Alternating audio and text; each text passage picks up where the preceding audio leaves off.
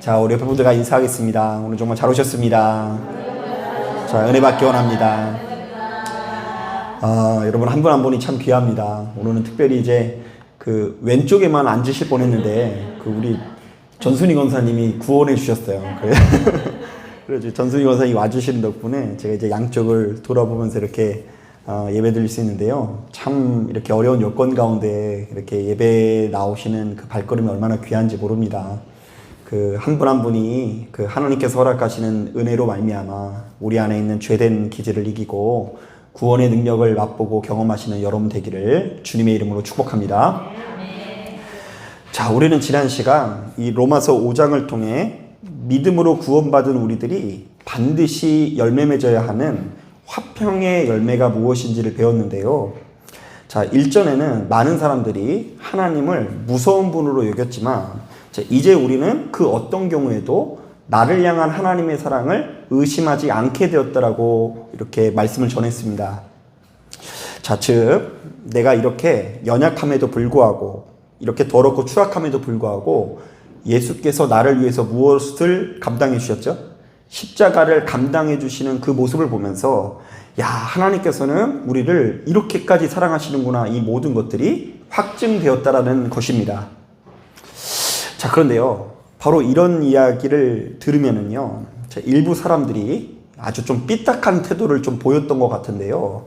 자, 바울에게 이런 종류의 문제 제기를 했던 것 같아요. 자, 어떤 문제 제기를 했는지 우리 6장 1절 말씀 같이 한번 읽어볼게요. 시작. 그런즉 우리가 무슨 말을 하리요? 은혜를 더하게 하려고 죄에 거하겠느냐? 자, 이게 무슨 말인지 모르겠죠. 자, 이것은요, 우리가 하나님의 더 큰 은혜를 받기 위해서는 계속해서 죄를 지어야 한다라는 주장인데요.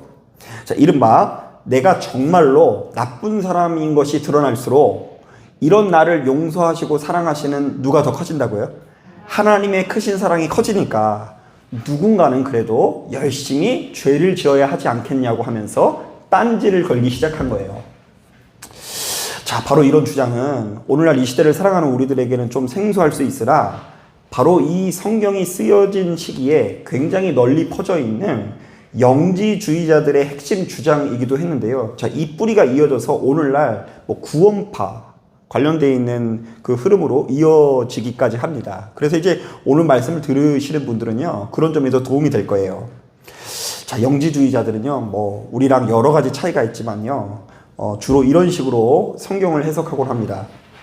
자, 하나님의 사랑은 그야말로 엄청나고 대단하기 때문에 우리에게 만약 믿음이 있다면 그때부터는 절대로 죄에 대해서 고민할 필요가 없다라고 생각을 하는데요. 왜냐하면 아무리 우리가 큰 죄를 지었더라도 우리를 향한 하나님의 사랑은 훨씬 더 크고 견고하기 때문에 우리가 구원받는 것은 따놓은 당상이라는 것입니다. 또한 바로 그렇기 때문에 만약 우리가 예수를 믿고 난 이후에 죄를 짓더라도 자, 바로 이것은 우리를 향한 하나님의 크신 사랑이 드러나게 될 절호의 기회라고 해석을 합니다. 자, 그러니까요, 이들 입장에서는 어떤 사람이 이렇게 훌륭하냐면요, 목사가 죄를 어기고 교도소에 갔어요. 이거 불행이에요, 행복이에요? 네, 그들의 입장에서는 행복이에요. 왜 그런지 아십니까? 이렇게 내가 교도소를 가는데도 불구하고 하나님께서 나를 사용하시는 걸 보니까 하나님의 크신 사랑이 너무 크고 나는 하나님의 사랑을 드러낸 이 엄청난 일꾼이라는 것이죠. 실제로 이 당시 영지주의자들이 주로 읽던 책 중에 유다복음이라는 책이 있었거든요. 그래서 이제 제가 신학교 2학년 때 이 책이 한번 화제를 일으켜가지고 제가 이걸 구해다가 읽었는데 그 초반부에는 이 성경이랑 우리가 읽는 성경이랑 굉장히 비슷하더라고요. 자, 그런데 이 책의 결정적인 차이가 뭐냐면요, 유다복음은요, 특이하게도 예수님의 12 제자 중에 가룟 유다를 수제자로 손꼽고 있습니다. 자, 왜냐하면 유다라는 사람이 배신해준 덕분에 예수 그리스도는 무엇을 짊어지셨어요? 십자가 사역을 완성할 수 있었다라는 것이죠. 자, 그러니까 유다는 그 누구보다 독실해서 모두가 회피하는 배신자의 사명을 기꺼이 헌신했고 바로 그 유다의 헌신으로 인해서 하나님의 크신 사랑과 은혜가 더욱 부각되었다는 이야기입니다. 자, 어때요? 좀 그럴듯하죠? 맞는 얘기 같기도 하고 아닌 것 같기도 하고 좀 그렇지 않나요? 자, 그런데 이 사도 바울은 오늘 우리가 읽은 이 본문을 통해 영지주의자들의 주장에 정면으로 이의를 제기하는데요.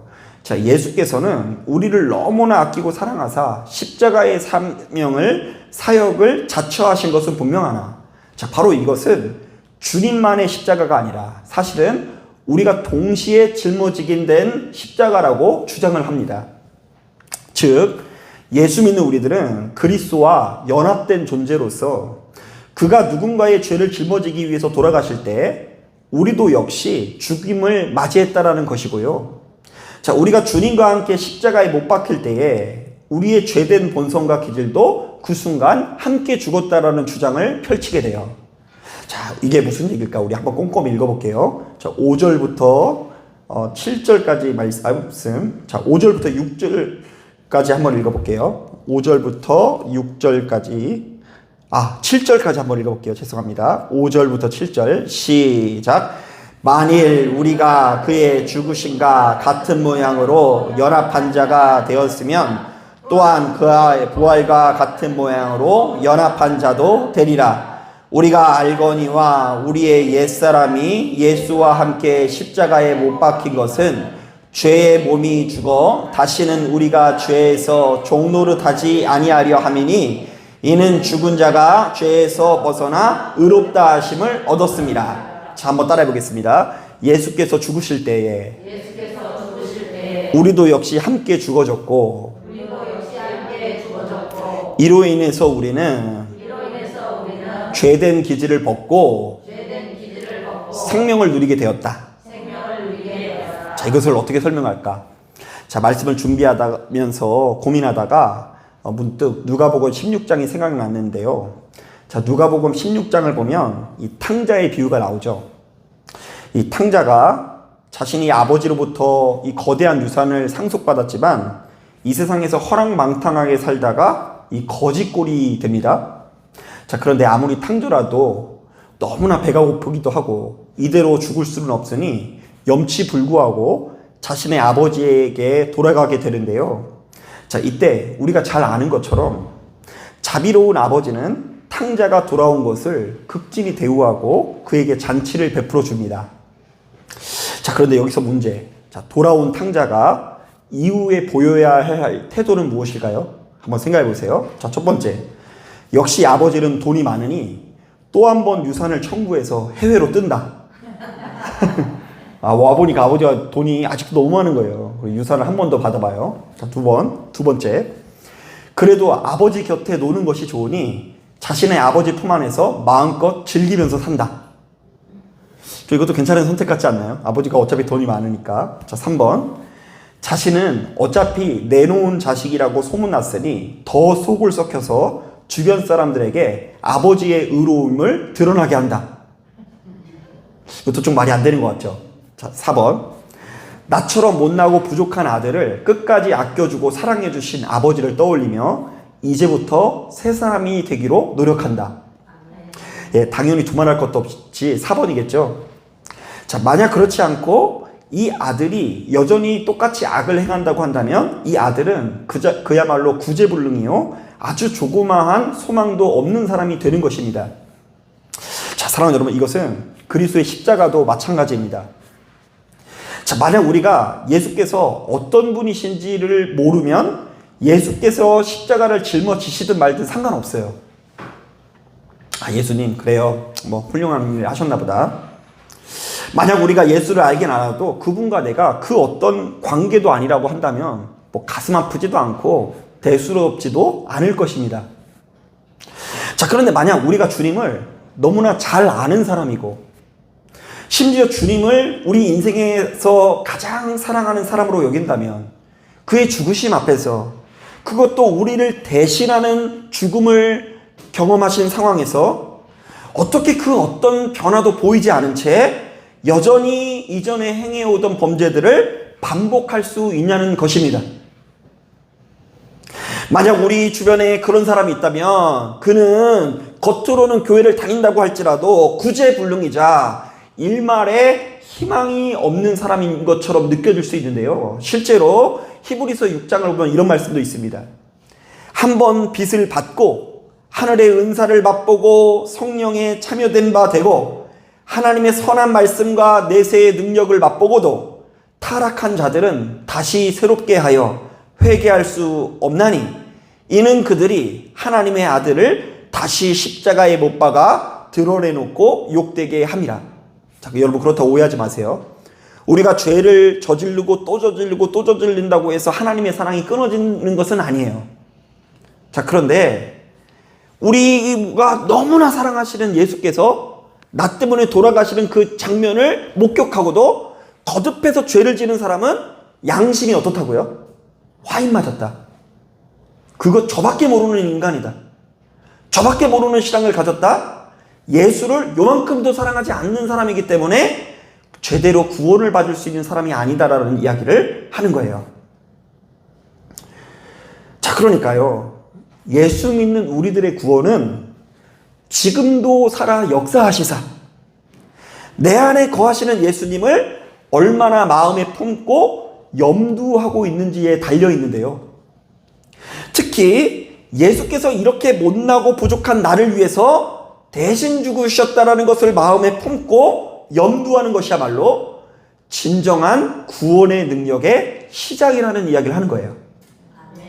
예. 그러니까 지금 내가 얼마나 예배를 참석했는가도 중요하지만 내가 예수를 얼마나 염두하며 사는가. 지금 이 말을 한 것이 내 안에 거하는 예수님 앞에 너무 좀 찔리기도 하고 지금 이런 생각, 이런 태도를 보이는 것이 하나님 앞에 너무 불손하다라는 생각 때문에 내 마음이 아플 때에 바로 그것이 시작이 되어 우리가 구원에 이르게 된다라는 이야기를 하는 거예요. 이게 그리스도의 중심의 신앙 또한 십자가 중심의 신앙생활이라고 할 수 있어요. 자, 좀 이따 예배 끝나고 찬송가 151장을 부르려고 하는데요. 자, 그 이유가 있어요. 찬송가 151장을 보면 이와 비슷한 내용들의 신앙 고백이 담겨 있는데요. 들어보세요. 만왕의 왕 내 주께서 왜 고초당했나? 이 벌레 같은 날 위에 그 보혈 흘렸네. 야, 지금 이 사람은요, 나를 위해서 십자가를 짊어지신 예수를 염두해요? 안 염두해요? 염두하죠. 그랬더니 역사가 나타나요. 십자가 내가 처음 볼 때에 나의 마음의 큰 고통 사라져. 오늘 믿고서 내 눈 밝았네. 참 내 기쁨 영원하도다. 자, 그런데 제일 제가 은혜롭게 생각하는 찬양은 부를 때마다 은혜로운 것은 3절인데요. 이 부분이에요. 늘 울어도 그 큰 은혜 다 갚을 수 없네. 나 주님께 몸 바쳐서 주의 일 힘쓰리. 야, 지금 똑같이 교회를 나오는데 이 사람 안에 어떤 마음이 있냐면요. 너무 감사해서 지금 눈물이 계속 나는데 아무리 울고 아무리 헌신해도 하나님께서 나에게 베풀어 주신 그 사랑과 은혜를요 갚을 수 없다라는 고백이 계속 흐르고 있는 거예요. 그랬더니 어떤 역사가 나타나요? 나의 마음의 큰 고통 사라져. 오늘 믿고서 내 눈 밝았네. 참 내 기쁨 영원하도다. 자, 사랑하는 여러분, 이런 점에서 신앙생활을 진짜 잘하는 사람은 하나님께 이런저런 복을 받아서 기세등등한 사람이 아니라 차마 고개를 들 수 없는 마음에 면목 없어하는 사람들입니다.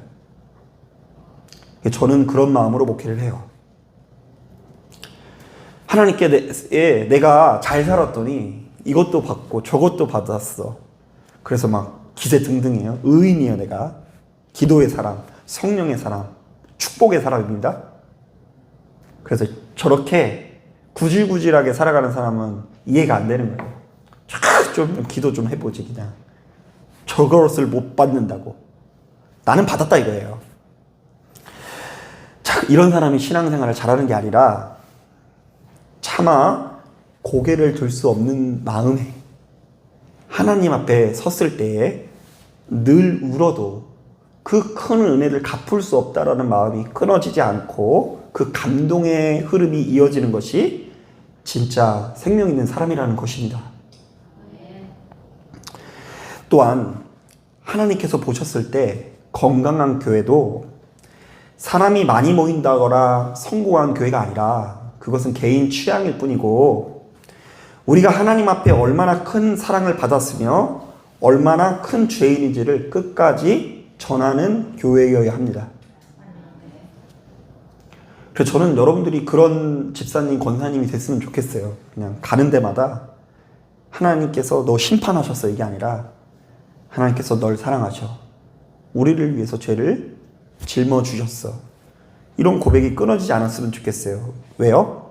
우리가 바로 이것을 깨닫는 것이 복음이고, 우리가 예수 그리스도의 십자가가 나를 위한 십자가라는 걸 깨닫고 바로 그 십자가의 사역에 연합할 때에 진정한 승리를 거둘 수 있기 때문입니다. 자, 사랑하는 여러분, 우리가 예수 믿고 구원받았다고 하죠. 자, 그런데 그 구원은 어떤 뜻일까요? 죄로부터의 해방, 고통으로부터의 해방을 의미해요. 제가 이제 이번 주 주일부터 그동안 성경을 읽으면서, 지난주 주일부터예요. 그 성경을 읽으면서 깨달은 것들을 좀 한번 정리하는 작업을 하거든요. 지난번에는 이제 구속사, 성경은 구속사인데 구속사는 이런 특징이 있다 이렇게 말씀을 전했는데, 이제 이걸 좀 발전을 시켜서 이제 구속사의 시작은 창조고, 그 창조가 훼손된 게 타락이고, 타락이 다시금 구속의 은혜로 회복이 되고, 그것이 언젠가는 완성이 될 날을 꿈꾸게 된다. 뭐 이런 관점에서 한 10주 정도 이렇게 설교를 좀 준비하고 있어요. 자, 그러니까 이제 구원은 이제 부자가 된다거나 출세가 하는 것이 아니라, 구원은 고통으로부터의 해방, 죄로부터의 해방, 욕심으로부터의 해방, 미움으로부터의 해방을 의미해요. 이게 성경이 말하는 구원이에요.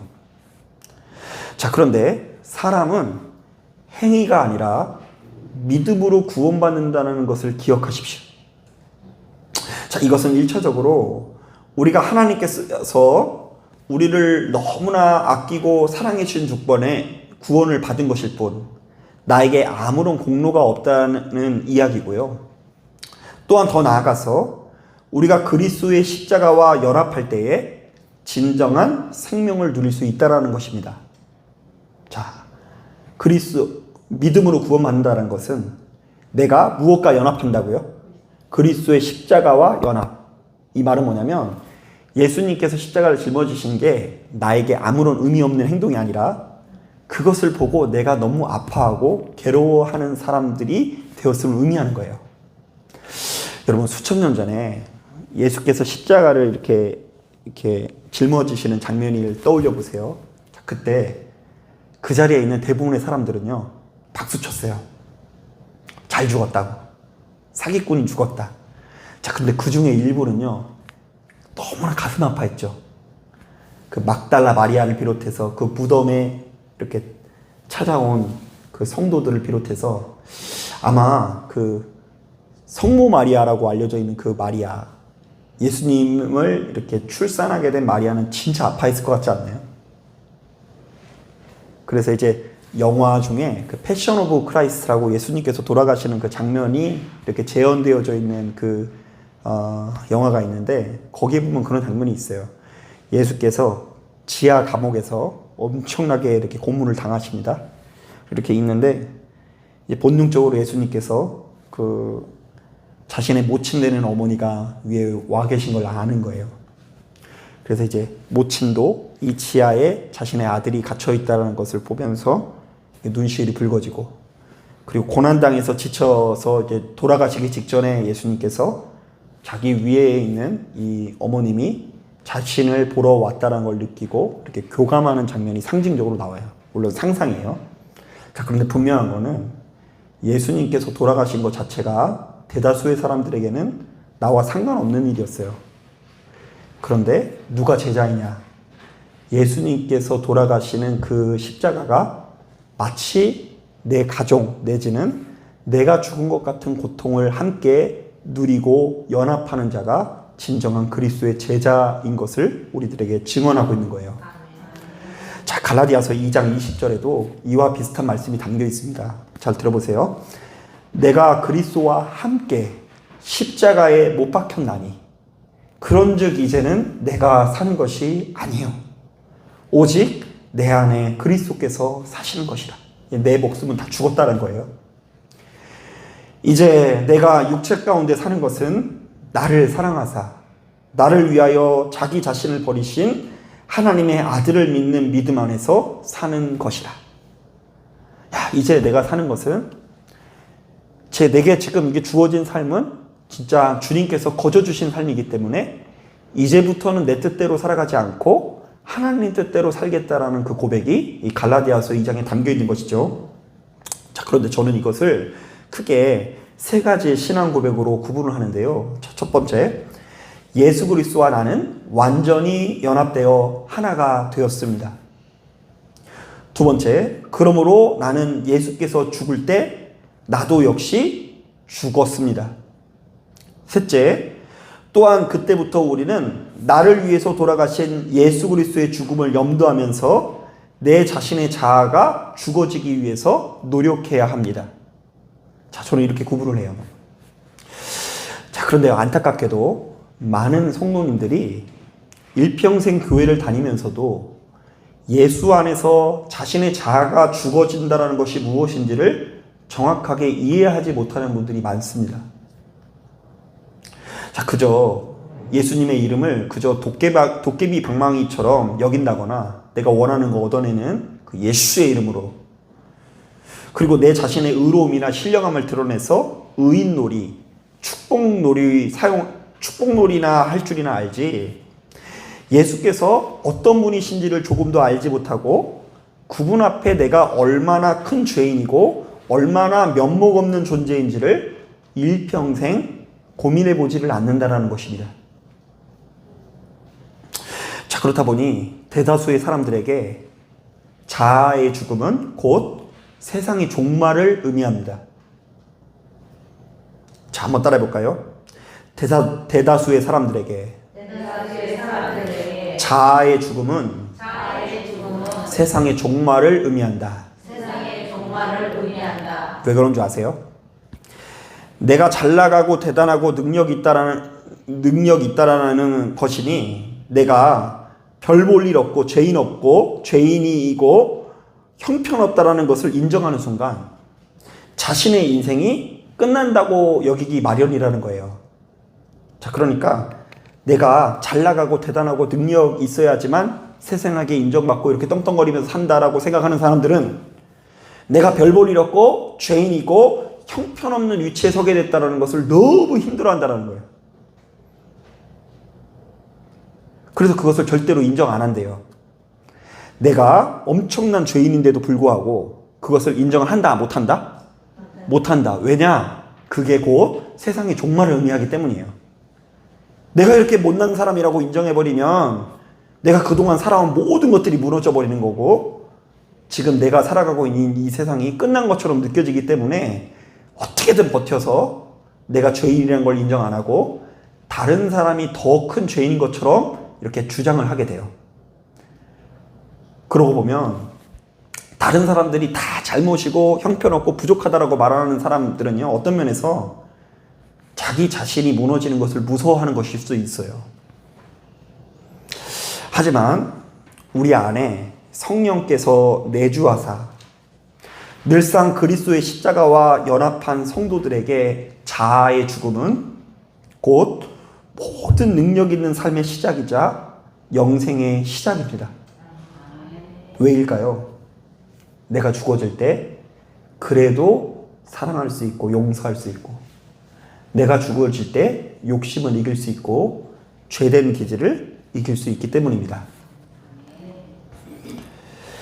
자, 여러분 참 재미없게 들릴지 모르겠지만 바로 이 사실을 깨닫고 그리스도의 십자가를 이 세상에서 가장 고상한 이 성인 예수 누군가의 십자가가 아니라 나 자신의 십자가로 여기면서 그것과 연합할 수 있는 저와 여러분들이 되시기를 주님의 이름으로 축복합니다. 아멘. 자, 기도하겠습니다.